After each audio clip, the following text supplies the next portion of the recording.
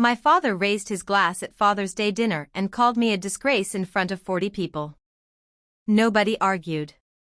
Nobody even looked up. So I smiled. I set a plain envelope beside his plate. I wished him a happy Father's Day. And I walked to my car. I was almost at the end of the driveway when the screen door slammed open behind me. My father started screaming. The neighbors came out onto their porches. But to understand what was in that envelope, you have to go back 5 years. To the day my mother died. I sat in my car at the end of that gravel driveway. Engine running. Hands steady. I had waited 2 years for this exact moment. Welcome back to Hidden Family Revenge. This is the channel where quiet people finally get the last word.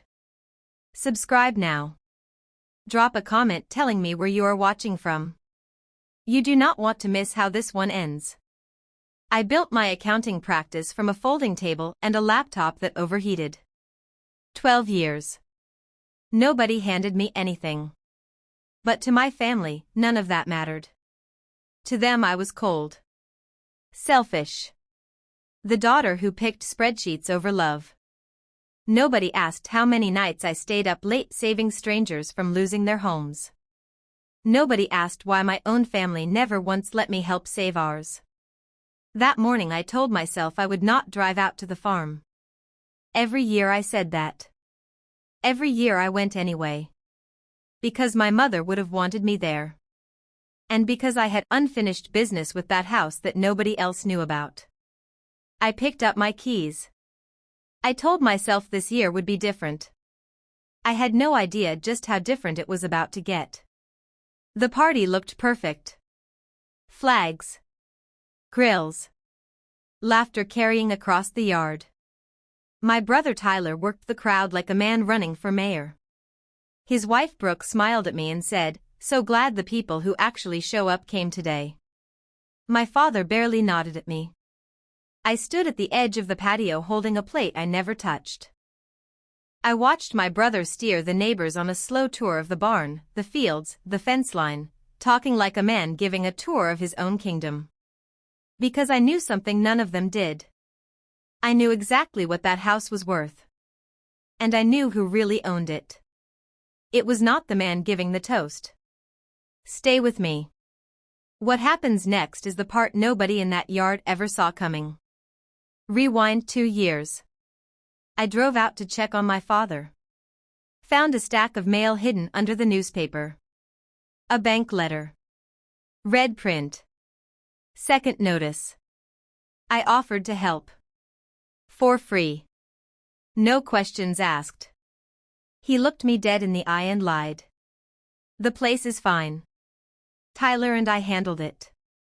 A man who has handled it does not hide a letter under his newspaper. A man who has handled it does not need to lie to his own daughter's face.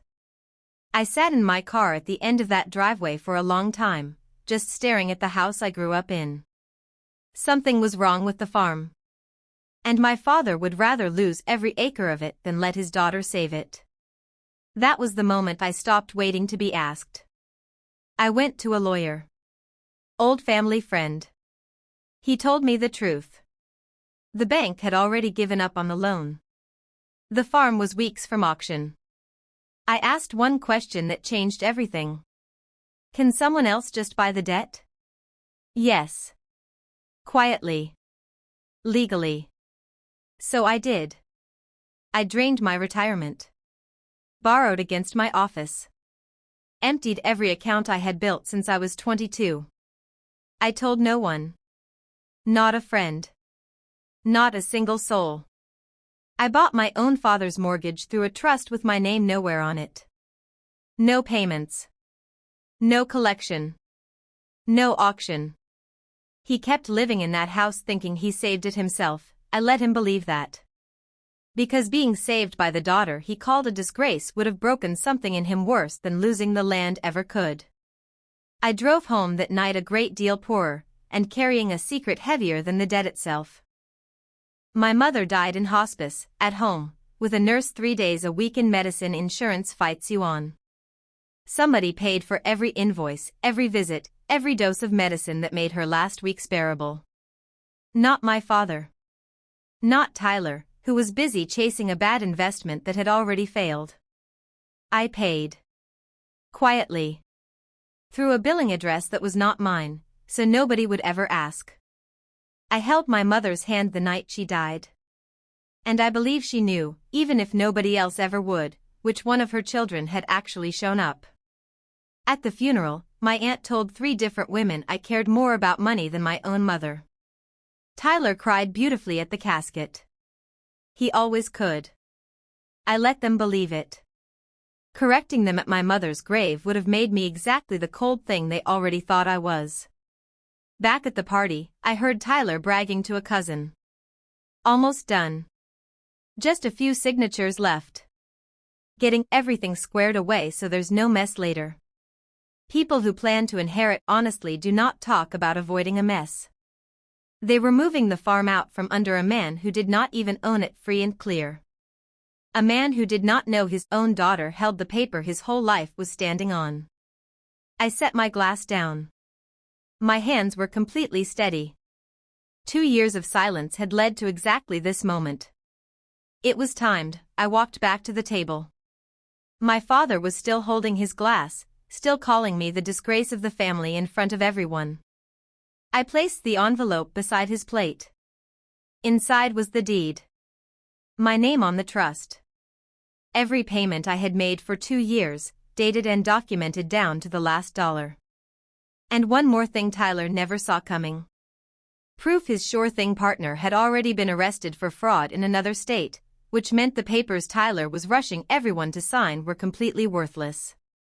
I did not wait to watch him open it. I was already at my car when the screen door slammed and my father started screaming my name across the yard. The neighbors came out onto their porches to watch a man realize, in real time, exactly who had been holding his entire world together. Here's what nobody in that family ever understood. I never needed them to say I was enough. I only needed to know, for myself, that when it mattered, I showed up. Quietly. Completely. Without asking for a single thank you. That is the only kind of proof that ever really counts. If you have ever been the quiet one in your own family, the one who does everything and gets credit for nothing, I hope this reminded you of something important. Your worth was never up for a vote at somebody else's dinner table.